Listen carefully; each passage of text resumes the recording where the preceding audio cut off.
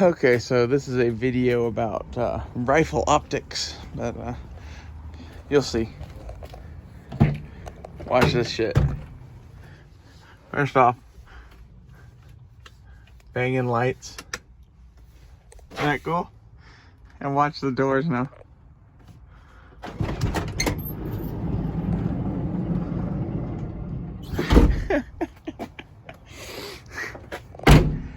I think that's dope. I know, I'm easily entertained. So, the TFB people were talking about rifle optics. I figured I would put in my 2 cents. I don't like low power variable optics. Not my bag, baby.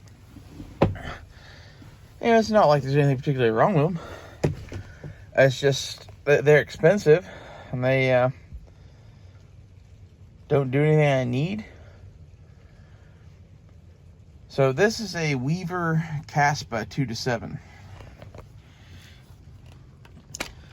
This is the exact kind of scope I would put on an AR-15. You can tell that because I have done it. These are like $100 or were back in the day. I looked. They don't even make this anymore. The closest they make to it is a 3-9. That's like $159. So kind of shut luck on that. But this is what I like in scopes. It's 2-7 in power. It's pretty lightweight, reasonable size for an AR. This was a $100 scope and a $50 mount back in the day. My other rifle optic is a Holosun 403R, which we're getting rained on. I'm gonna close up. I'm not gonna do that actually. If I close up that fucking door, I can't open it. This is the downside of the $2,000 van, right? Anywho, the Holosun 403R, that's a perfect carbine optic. If you need more than that, I would either get a magnifier for that, or I would get a real scope of some sort. Now, this is kind of a hunting scope. This isn't what most people would get. I like this scope. Go get whatever kind of scope you want, but like realize that like if you're paying the money that those 1 to 10 vortexes go for, you're an idiot. Flat out, you're a fucking idiot. The 1 to 6 vortex is more interesting to me. But those have a 24 millimeter objective. Whereas this has a 32, which is not stellar, but it's better. You know, I like this scope. This is my scope. I might even buy another one of these just to have in a box. I really do dig the Weaver Caspa 2-7. I think it's pretty much a perfect telescopic optic for an AR-15. The Holosun 403R, the only reason that one's not painted to match that gun is because I'm going to put a different mount on it when I do that.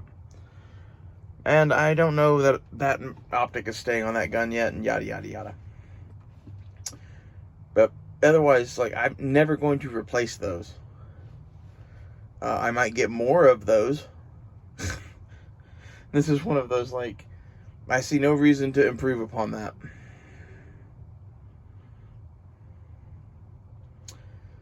The iron sights on that gun will get improved before that optic does. By a lot. And then the scope on this bitch, I kind of view this as like a 5.56 hunting sniper rifle squad leader kind of thing. Like, kind of can do a lot of shit, right? I wanted a semi-retro AR. This is like my Blood Diamond rifle. I wanted a slightly different thing, though. Like, I wanted a carry handle to start with. And we ended up with no carry handle on this gun because of money. Just flat out. Palmetto State. The upper already came with this. I would have had to buy the fucking upper and swap it out. And Palmetto State when I got that upper was basically the only way to even get a semi-cheap upper for this thing. So, yeah. I really think it's better for it. I do like a carry handle, but like for running a scope, this is kind of ideal. And it has this like 90s, 2000s kind of vibe going on that like it feels like it could be a prop from Blood Diamond, but it's not the rifle. That's, you know, I wanted a backup gun that could be a hunting rifle, some sort of a DMR kind of a thing, and I could pop the optic off and have a retro gun, which that thing with its iron sights is pretty retro. This gun is just, you know, we need a certain thing. I do have new paint on this though. It says made in Japan. It has the kanji for it too. I kind of figured that's like Temple of Doom. It's like something you would have seen spray painted on the side of a crate in Temple of Doom. Made in Japan. Wolverines. The best thing I've done on this rifle is this Manta tack wrap, because it lets us have a fucking cleaning rod on there, which is just badass. That kanji means katana, and then ship's wheel. I need a dust cover and some Mandalorian shit, and some titties. You know, these are the optics that I own, and I actually own one more of those Holosuns, and I've owned several others.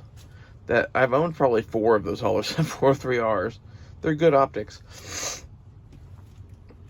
This thing, I would really like to get a couple other scopes set up on mounts and just have those, because you never know what you're gonna need to put one on, or like if this thing got damaged or whatever. So I might get another Caspa and another SPR mount. I really do quite like that setup. It's cheap and it works. I like cheap and works. That's half of, like, when I look at shit from TFB TV and shit, even like Hoff and what's his name that do the fucking budget shit, they aren't representative really of, you know, what I do. Nor are they representative of what I think you should do. Like, my rifles here are kind of a fusion of in-range TV, nuttin' fancy, and a healthy dose of never enough ammo. And this one, even Travis P11. I tried Bear Creek Armory because Travis liked it so much. And I have to say, it was worth it for the rail. I like the rail on that gun quite a bit. I know it's stupid. It's just some cheapo piece of shit, but like, I'm going to upgrade the barrel and the bolt carrier group on that, but the rail and the upper, those are staying. And those are fucking Bear Creek. I think the bolt carrier group, I'm going to get a PSA relatively quickly. The barrel, I'm going to shoot this one for a bit, and down the road, I'm going to swap it for a... what the hell is that called? It's the in-range TV one. Faxon. I'm going to get a Faxon barrel for it. The other gun there, Loki, is all PSA and all KE arms. It's just a PSA upper on a KE arms lower. This thing is going to be a Frankenstein. It's already getting there a little bit. But I want to get a new barrel, new bolt carrier group, new trigger group, new buffer. Basically, just the big components are going to stay KE arms and Bear Creek on that one. I will feel better about that gun when I do that. We only have that Bear Creek upper because Dakota was with me at the time and she wanted a flat top. That was going to be her gun. And, well, she left. So now it's my gun. I wish she was still here. I would rather that that was still her gun. I built Loki to be my one gun for everything. not knowing what the fuck we were going to get into or be doing or whatever, and knowing that I like retro guns, I built my gun kind of old school with the thought being there's less shit to go wrong in some ways. Also, it's just dope.